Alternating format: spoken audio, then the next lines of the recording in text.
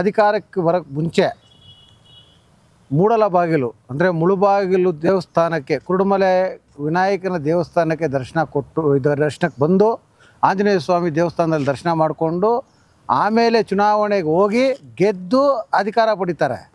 ಆದರೆ ಕೋಲಾರ ಜಿಲ್ಲೆಯಲ್ಲಿ 6 ಕ್ಷೇತ್ರಗಳಿದ್ದು ಅದರಲ್ಲಿ 2 JDS, 4 ಕಾಂಗ್ರೆಸ್ ಗೆದ್ದಿದೆ. ಬಂಗಾರಪೇಟೆಗೆ 200 ಕೋಟಿ, ಮಾಲೂರಿಗೆ 200 ಕೋಟಿ, ಕೋಲಾರಿಗೆ 200 ಕೋಟಿ ಅನುದಾನ ನೀಡ್ತಾರೆ. ಎಲ್ಲ ಕಡೆಯೂ 200 ಕೋಟಿ. KGF ಹತ್ರ ಹೇಳೋದೇ ಬೇಕಾಗಿಲ್ಲ, ಸಾಕಷ್ಟು ಕೊಟ್ಬಿಟ್ಟಿದ್ದಾರೆ. ಮುಳುಬಾಗಿಲು ತಾಲೂಕಲ್ಲಿ JDS ಶಾಸಕರಿರೋದು, ಶ್ರೀನಿವಾಸಪುರ ತಾಲೂಕಲ್ಲಿ JDS ಶಾಸಕರಿರೋದು.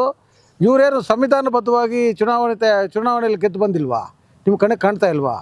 ಎಷ್ಟೋ ಬಾರಿ ನಮ್ಮ ಶಾಸಕರಾದಂಥ ಜನಪ್ರಿಯ ಶಾಸಕರಾದಂಥ ನಮ್ಮ ಸಮೃದ್ಧಿ ಮಂಜಣ್ಣ ಅವರು ವಿಧಾನಸೌಧದಲ್ಲಿ ಅವರು ಧ್ವನಿ ಎತ್ತು ಕೇಳಿದ್ದಾರೆ. ನಮ್ಮ KSRTC ಬಸ್ ಸ್ಟ್ಯಾಂಡಲ್ಲಿ CC ಕ್ಯಾಮ್ರಾಗಳಿಲ್ಲ ಅಂತ ಕೇಳೋ ಪರಿಸ್ಥಿತಿ ನಮ್ಮ ಶಾಸಕರಿಗೆ. ಏನು ಅವ್ರು ಮಾಡಿರೋಂಥ ಪಾಪ? ಅವ್ರಿಗೆ ನೀವು ಅನುದಾನ ಕೊಡೋದಕ್ಕೆ ಹಿಂದೆ ಮುಂದೆ ನೋಡ್ತೀರಾ ನೀವು.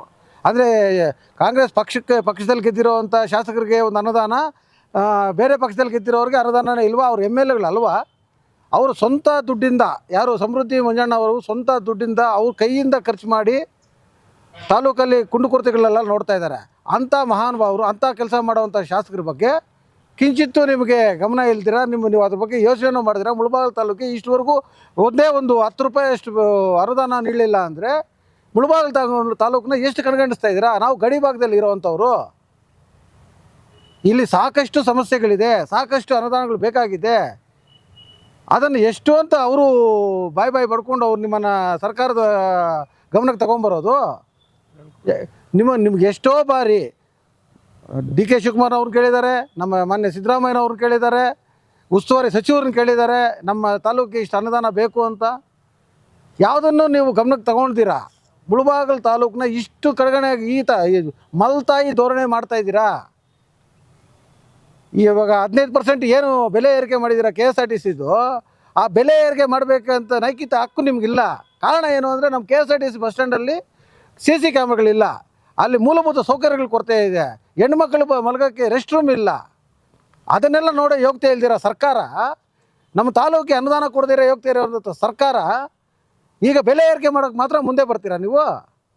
ಮುಳುಬಾಗಿಲನ್ನು ಕಡೆಗಣಿಸಿದ್ರೆ ಮುಂದಿನ ಚುನಾವಣೆಗಳಲ್ಲಿ ತಕ್ಕ ಫಲಿತಾಂಶ ನೀವು ನೋಡಬೇಕಾಗತ್ತೆ.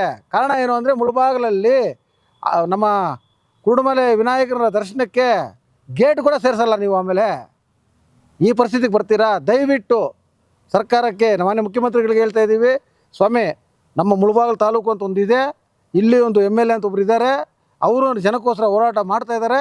ಅವ್ರ ಮೇಲೂ ಸ್ವಲ್ಪ ದಯೆ ತೋರಿಸಿ ನಮಗೂ ಒಂದು ಒಳ್ಳೆಯ ಅನುದಾನ ಕೊಟ್ಟು ನಮ್ಮ ತಾಲೂಕು ಸ್ವಲ್ಪ ಕ್ಷೇತ್ರವನ್ನು ಇಂಪ್ರೂವ್ಮೆಂಟ್ ಮಾಡಲು ಸ್ವಲ್ಪ ಅವಕಾಶ ಮಾಡಿಕೊಡಲಿ ಅಂತ ತಮ್ಮಲ್ಲಿ ಬೇಡ್ತಾ ಇದ್ದೀನಿ.